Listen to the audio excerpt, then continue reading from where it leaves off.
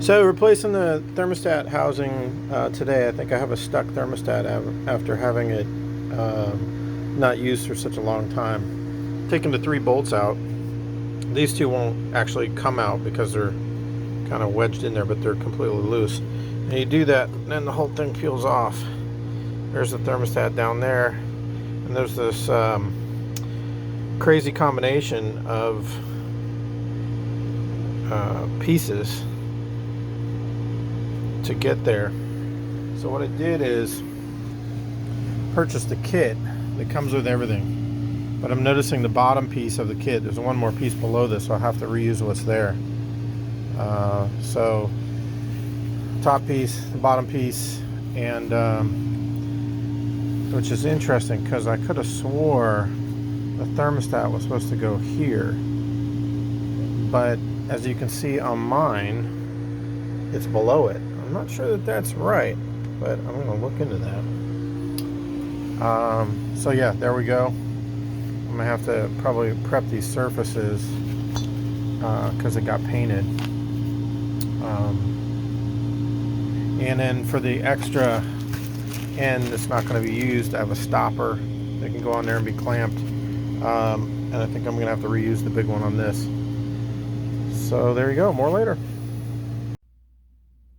All right, another smoky day in California, working on the Bluewater here. So the engine is a model 270 Crusader, which is really a GM 350. The thermostat on mine stuck shut, so my boat started to overheat in about, 5 minutes. Happened really fast, like every time. I think it was because I had it down for such a long time. So I had to dig into it to do the thermostat and found a few things that were kind of interesting that I felt it was probably good to go over.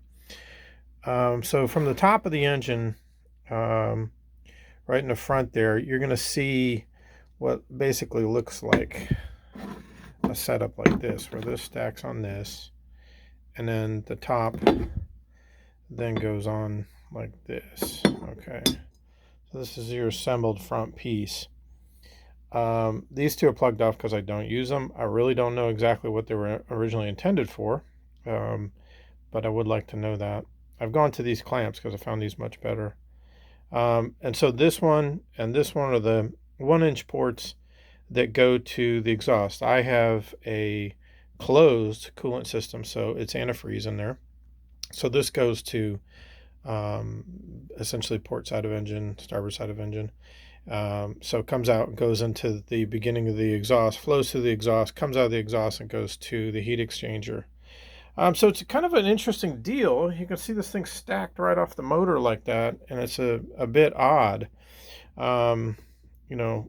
Certainly not something you see in the auto world. A couple of things that are curious about it.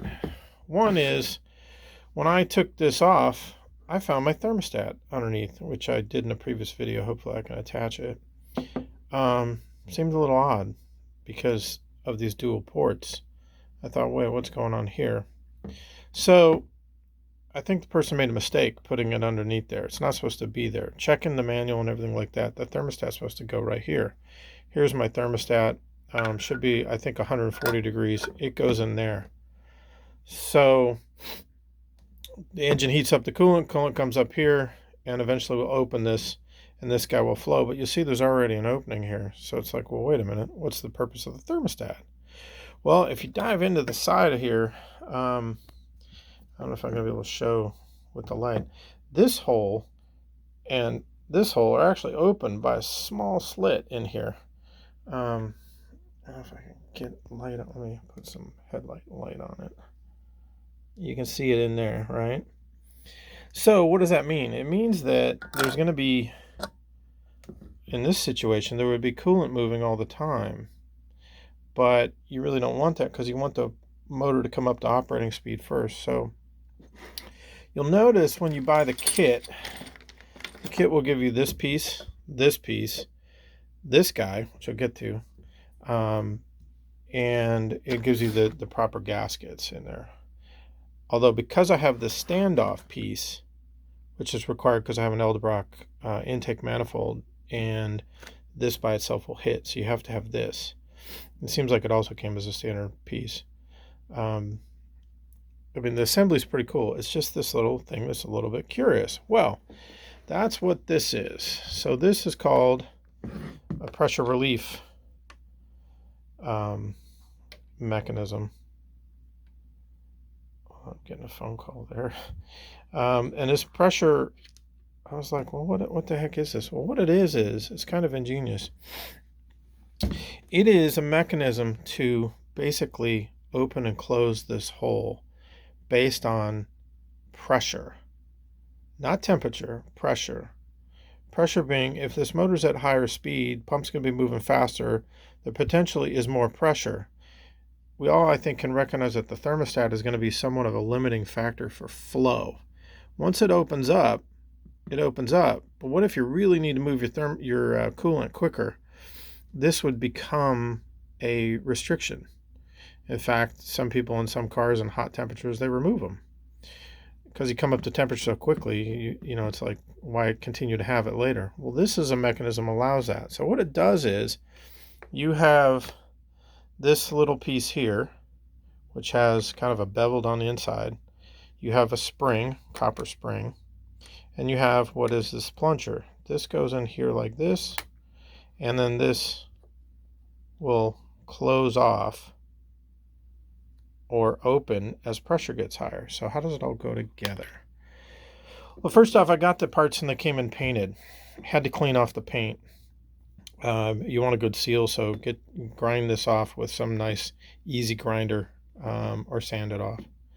But unfortunately, the paint was also into the little crack there, which meant this plastic thing doesn't fit too well. So how do we assemble this? Well, first off, the spring goes down in and fits in this piece like that. Then the plunger goes inside that piece. Okay. Then this goes on top and will fit in. If I've done my job right, I've sanded that down, and then it's going to need some convincing, but it goes right down in there. Okay, there we go. Cool. Pressure built, so this thing's going to be, remember, it's going to be upside down.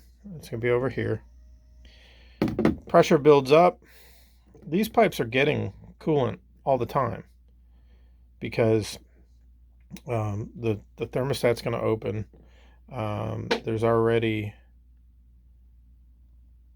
I guess they're not getting it all the time. It's only when the pressure builds up. As the pressure builds up, this starts to push down, and then it opens up to the heads. Okay. So that's how they help the, I'm sorry. All right, let's back up a bit. Thermostat opens. Start the motor. Motor's cold. Starts warming up. Gets to 140. Thermostat opens. Water starts to flow in here, which is getting to here. So you're doing good. No problems. You're going along. Now you get out for the day. You've been motoring along, and then you suddenly throttle up, and you're really starting to move. Pressure kicks up. Want to move that coolant a little bit more to keep that operating temperature down where it should be. Pressure starts to push this down, and now we essentially are bypassing this and letting coolant directly in. We're getting it from both sources. Pressure's good, and we maintain our operating temperature. This was not exactly what I pulled out of the old one, which was very curious. It was just a smaller hole. So that's interesting. We'll see. I'll run some tests on it. So that's about it. I'm going to assemble everything in a minute. I'll show a video on that.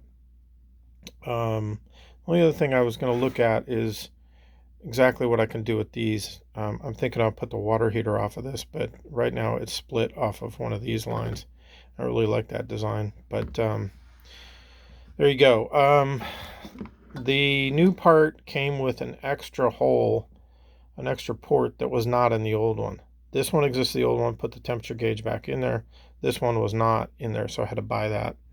Got it down at the auto parts store, so it wasn't that big of a deal. This one, this piece you can buy also. I'm reusing it because I didn't know I needed it. I hadn't bought it. The surface is okay. So there you go. Next thing will be assemble. Okay, here we are with it installed. I used a little bit of gasket sealer and got a little ugly. But you can see it in the front here. Here's the bottom piece, the second piece, and the third piece. The hoses, right here is my new blue hose. I've already cut that one for that. So the two bolts in the back go all the way down into the intake manifold, and the front bolt simply has a nut on it. Yeah, so that's that. So once again, remember right underneath here, there's a spring, and that's that pressure one. That once the pressure gets high enough, it basically bypasses the thermostat and can move more coolant through the system to these hoses, which goes down to the exhaust manifold. Keep it cool. When a thermostat didn't open properly, it was really easy to spot. Basically 5 minutes, the temperature jumped a lot, and when I checked these hoses, they were getting hot. When I checked the exhaust manifold, it was real hot through here, but as I got to the back, this is where the antifreeze is. As you get back, you'll see where the fresh water kicks back in. That was nice and cold. So that told me that the fresh water was making it in fine and everything. So then, just to be on the safe side, I popped the hose off and saw that there was absolutely nothing in there. The coolant's full. In fact, I have spare in the tank right now. So hopefully it's going to be a big difference. About to clamp up the hoses, give it a little bit more seal time, and then give it a run test. There you go.